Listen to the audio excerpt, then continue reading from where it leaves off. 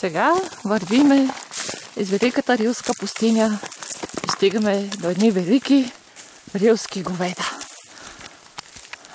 Това са прототипите на крава Милка. Ванко да внимаваме с прототипа на биг за корида. Доси сега ще влезе в схватка с първото говедо.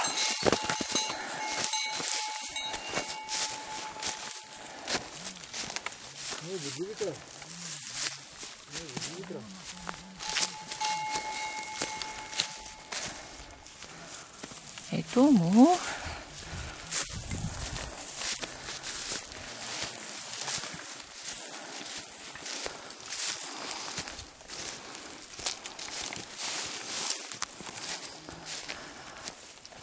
Всички наблюдават.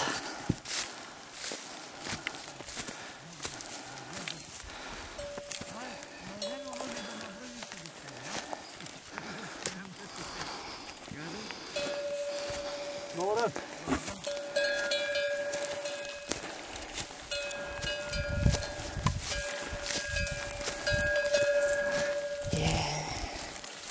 Не страх по вулкана да се кача. Ето, какво вълк имаш? Днеска още не съм виждал, искам да видя мечка. Въпреки че е опоснал, ама искам да видя. Няма. Няма мечки. Няма, защото сега е обикновено спът. Всъщност да, сега. Ако има някой да резе спада, по-вероятно е гладна, нали? Може би не е добре да се види. Още не, рано е.